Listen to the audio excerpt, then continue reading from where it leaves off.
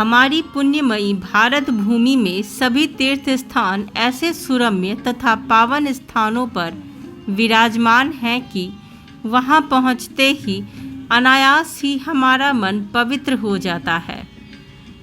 हमें ऐसा अनुभव लगने लगता है जैसे हम किसी बहुत ही पवित्र स्थान पर पहुंच गए हैं। एक नव जीवन का संचार होने लगता है। ये तीर्थ स्थान हमारे नयन को और मन को आनंद देते हैं।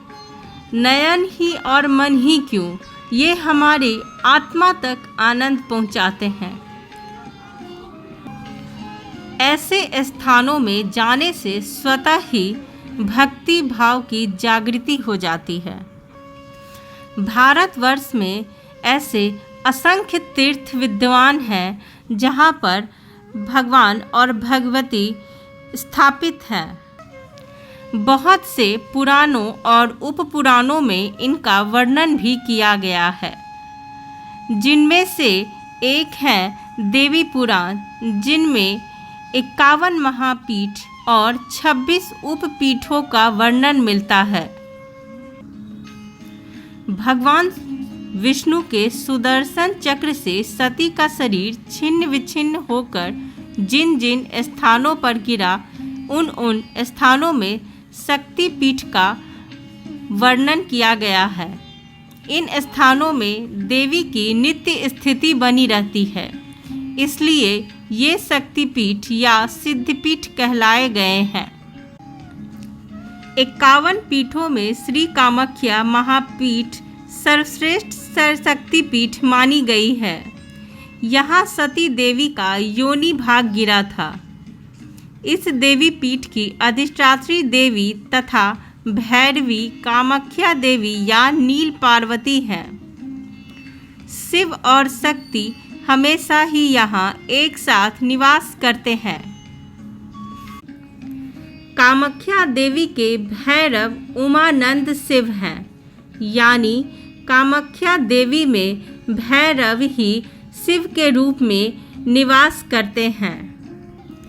पुराणों के अनुसार जहाँ जहाँ सती के अंग गिरे थे, वहाँ वहाँ सती के स्नेह से बद्ध होकर महादेव भी लिंग के रूप में अवस्थित हुए थे।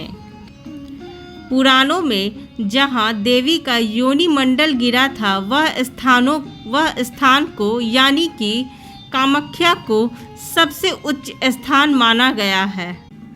ब्रह्मपुत्र नदी के किनारे नीलाचल पर्वत पर स्थित यह स्थान महायोग स्थान के रूप में विख्यात है। कालिका पुराण के अनुसार नीलाचल पर्वत पर देवी का योनि मंडल गिरकर नील वर्ण का प्रस्तर रूप हो गया। इस हेतु यह पर्वत नीलाचल के नाम से विख्यात है। उसी प्रस्तर में योनि में कामाख्या देवी नित्य ही निवास करती है।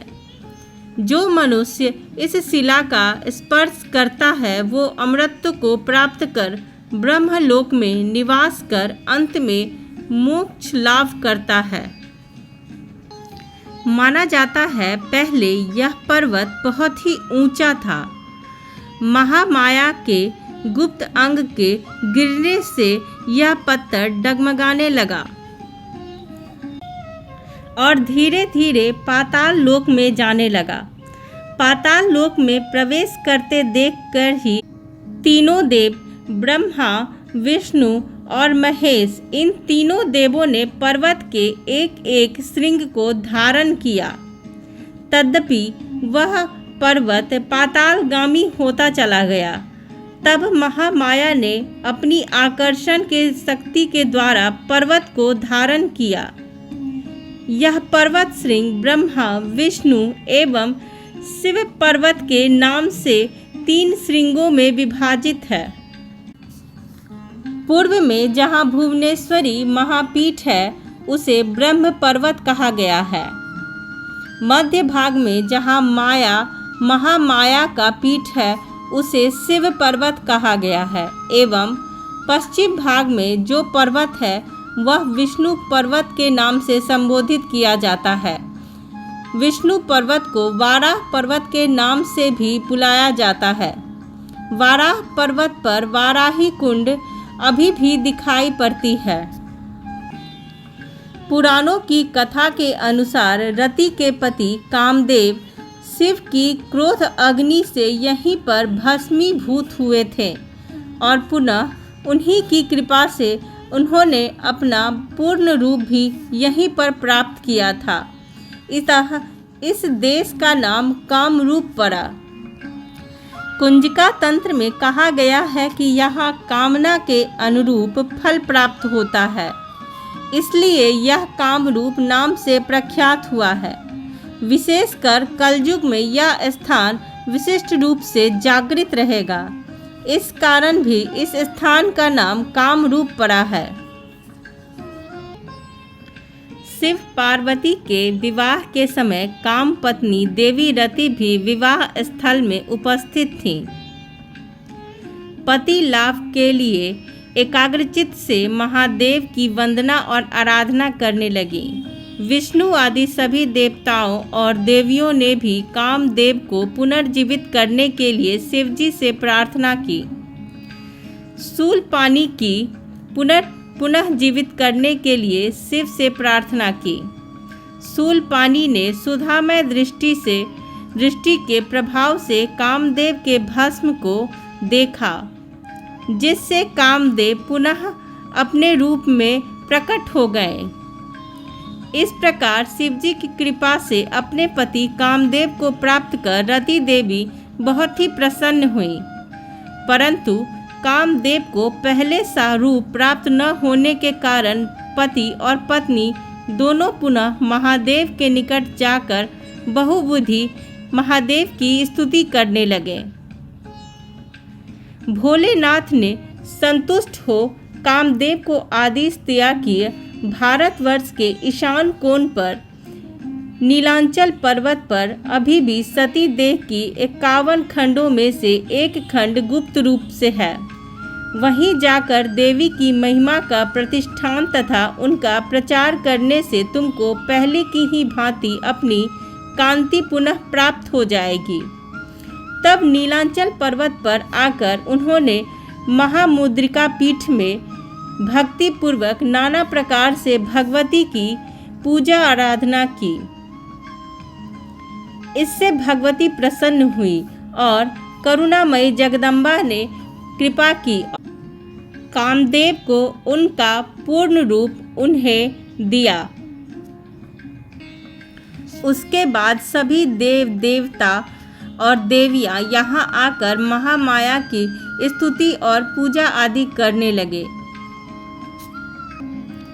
महादेवी के प्रचार के उद्देश्य से कामदेव ने एक मंदिर का निर्माण करने के लिए विश्वकर्मा भगवान का आवाहन किया। विश्वकर्मा अपने शिल्पियों के साथ छंद वेश में यहाँ उपस्थित हुए। यहाँ उपस्थित होने के बाद वे सभी कार्य में जुट गए। उन्होंने एक विचित्र मंदिर का निर्माण किया। मंदिर के दीवारों पर 64 योगिनियों की और 18 भैरवों की मूर्ति खुदी हुई है। यह पुण्य भूमि भारतवर्ष के ईशान कोण में अवस्थित है। रामायण, महाभारत, कई तंत्रों और पुराणों में भी इस कामरूप क्षेत्र का उल्लेख पाया जाता है। योगिनी तंत्र और कालिका पुराण में भी इसका वर्णन किया गया है। कामरूप त्रिकोणाकार है। प्राचीन काल में यह क्षेत्र योगिनियों का और योगियों का, ऋषियों का निवास स्थल था। महामुनि वशिष्ठ, गोकर्ण तथा कपिल मुनि आदि के आश्रम इसी कामरूप में अवस्थित थे। कामाख्या देवी के मंदिर के निर्माण से एक और कथा काफी प्रचलित है।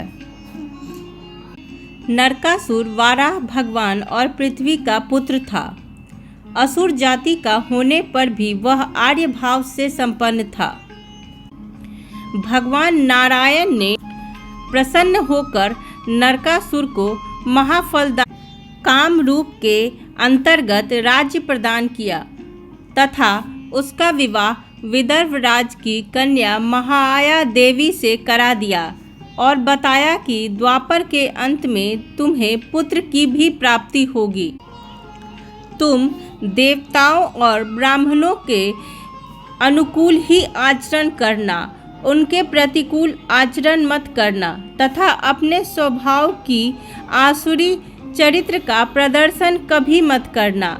जगन माता महामाया कामाख्या देवी के अतिरिक्त अन्य किसी की उपासना न करना, अन्यथा तुम अपने प्राणों से हाथ धो बैठोगे। इस पर नरकासुर ने भगवती महामाया का मंदिर निर्मित किया, जिसके चारों मार्ग पर व्याघ्र द्वार, हनुमंत द्वार, स्वर्ग द्वार और सिंह द्वार थे। चारों पथ राजा नरकासुर ने ही बनवाए थे। नरकासुर नारायण की आज्ञा मानता गया, फलस्वरूप राज्य लक्ष्मी की वृद्धि होती गई। इस तरह त्रेता से द्वापर तक का उसका राज्य रहा। वीर नरकासुर कामाख्या के प्रमुख भक्तों में से एक था। द्वापर युग के अंत में बानासुर सोनितपुर का राजा हुआ। बानासुर और नरकासुर दोनों में अत्यंत घनिष्ठता मित्रता हुई। कुसंगति में आकर नरकासुर को ब्राह्मणों और देवताओं से ईर्ष्या होने लगी। फलतः असुरराज नरकासुर देवी की पूजा अर्चना न करके बल्कि उनकी ओर विमुख हो गया। एक दिन महर्षि वशिष्ठ महामाया के दर्शन हेतु आए। असुरराज नरकासुर ने महर्षि वशिष्ठ के माया के दर्शन में बाधा उपस्थित की। इस पर रुष्ट होकर महर्षि ने नरकासुर को श्राप दे दिया कि जब तक तू जीवित रहेगा महामाया सब परिवार अंतर्ध्यान हो जाएंगी। तत्पश्चात एक दिन महामाया भगवती ने नरकासुर को अपनी मनमोहक छटा दिखलाई, जिसे देखकर वह मोहित हो गया। उसने उन्हें अपनी पत्नी के रूप में अपनाने की इच्छा प्रकट की।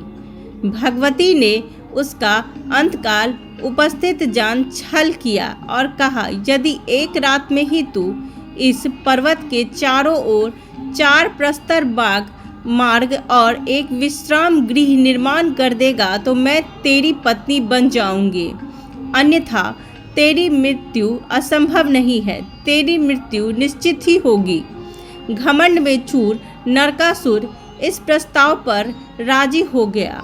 उसने प्रसन्नतापूर्वक कार्य आरंभ किया, किंतु वह प्रतिज्ञा पूरा न कर सका। अतः देवी की माया से भगवान श्री कृष्ण ने नरकासुर का संहार कर दिया। नीलाचल पर्वत के दक्षिण की जो मार्ग पर पहाड़ियां हैं, उन्हें नरकासुर का पर्वत कहा जाता है। कामाख्या में कुमारी पूजन का विधि विधान है। यहाँ कुमारी पूजन कराने से सभी देवी देवताओं के पूजा करने का फल मिलता है और महादेवी की कृपा प्राप्त होती है। उमानंद कामाख्या देवी पीठ के भैरव हैं। उमानंद भैरव का मंदिर नीलांचल पर्वत के पूर्व ब्रह्मपुत्र नदी के मध्य भाग में एक द्वीप पर अवस्थित है। ज्ञातव्य है कि हृदय से नीचे के भाग अंगों के पतन स्थल में वाम मार्ग की सिद्धि होती है। कामरूप कामाख्या औकार का उत्पत्ति स्थान एवं श्री विद्या से अधिष्ठित है। माना जाता है कि यहाँ पर साबर मंत्रों की सिद्धि प्राप्त होती है। मृत्यु लोक में प्रत्यक्ष फल देने वाला इससे उत्तम कोई तीर्थ नहीं है। यहाँ पृथ्वी पर लोगों के कल्याण के लिए योनि रूप में महामाया आदि शक्ति परमेश्वरी अपनी इच्छा से विराजती हैं। मनुष्य भगवती कामाख्या का दर्शन और पूजन करके जीवन मुक्त होकर जाता है। कामाख्या में कालिका देवी स्वयं आदि शक्ति हैं। उन्हीं के पास 10 महाविद्याएं स्थित हैं। भगवती के वाम भाग में देवी तारा स्थित है। दक्षिण भाग में भुवनेश्वरी है। अग्नि कोण में खोडशी विद्या है। नैऋत्य कोण में स्वयं भैरवी है। वायव्य कोण में छिन्नमस्ता है। पीठ की ओर बंगलामुखी है। ईशान कोण में सुंदरी विद्या है। ऊर्ध्व भाग में मातंगी है तथा दक्षिण भाग में धूमावती विद्या प्रतिष्ठित है। इस प्रकार कामाख्या शक्तिपीठ की सभी दिशाओं में महाविद्याएं प्रतिष्ठित हैं। कामाख्या कवच की भी काफ़ी महिमा बताई गई है। आत्मरक्षा के लिए, मंत्र सिद्धि के लिए जो व्यक्ति देवी भगवती का कवच का पाठ करता है उसको कभी भी भय नहीं रहता। शास्त्रों के अनुसार भगवान शंकर ने भगवती कामाख्या के परम गोपनीय तथा महाभय को दूर करने वाले सर्वमंगलदायक कवच का संसार को दिया था। माना जाता है कि देवी की प्रतिमा हर वर्ष रजस्वला होती है। उन दिनों यहाँ अम्बुवाची मेला का आयोजन होता है। उन 3 दिनों में माता भगवती के मंदिर के द्वार स्वतः ही बंद हो जाते हैं और ये 3 दिन द्वार बंद रहते हैं। इसके बाद चौथे दिन कामाख्या देवी की मूर्ति को स्नान कराकर वैदिक अनुष्ठान आदि करके मंदिर के द्वार जनमानस के दर्शन हेतु पुनः खोल दिए जाते हैं। अम्बुवाची मेले के दौरान यहाँ बहुत ही अनोखा और चमत्कारिक प्रसाद भक्तों में वितरित किया जाता है, जो है लाल रंग और पीले रंग का वस्त्र। बताया जाता है कि देवी के रजस्वला होने से पूर्व माता कामाख्या की प्रतिमा के आसपास सूखा सफ़ेद कपड़ा बिछा दिया जाता है, लेकिन 3 दिन बाद जब कपाट खोले जाते हैं तब ये वस्त्र माता के रज के कारण यानी रक्त के कारण लाल जैसा हो जाता है। इस दिव्य प्रसाद की वस्त्र को अम्बुवाची वस्त्र भी कहा जाता है। ऐसी मान्यता है कि इस वस्त्र को धारण करके शक्ति की यानी महादेवी की उपासना करने से सिद्धि सुलभता से प्राप्त हो जाती है। इसी दौरान पास ही में बह रही ब्रह्मपुत्र नदी का जल भी लाल रंग का हो जाता है, जो कि माता कामाख्या देवी की रजस्वला को दर्शाता है। इन दिनों इस नदी में स्नान करना वर्जित माना जाता है। कामाख्या मंदिर में तांत्रिक पूजा भी की जाती है। मान्यता है कि अगर किसी के ऊपर कोई काला जादू किया गया हो या किसी भी तरह की बुरी आत्मा का साया हो तो कामाख्या मंदिर में उसके लिए हवन पूजन करवाने से इन सभी तरह की परेशानियां भी दूर हो जाती हैं। तांत्रिक विद्या माँ के साधना के बाद ही हासिल होती है। कामाख्या में कई ऐसे साधु हैं जिन्हें 10 महाविद्याएं प्राप्त हैं। मान्यताओं के मुताबिक जादू टोना से पीड़ित व्यक्ति का उतारा इस मंदिर में किया जाता है। कालिका पुराण के अनुसार कामाख्या मंदिर 4 प्राथमिक शक्ति पीठों में से एक है।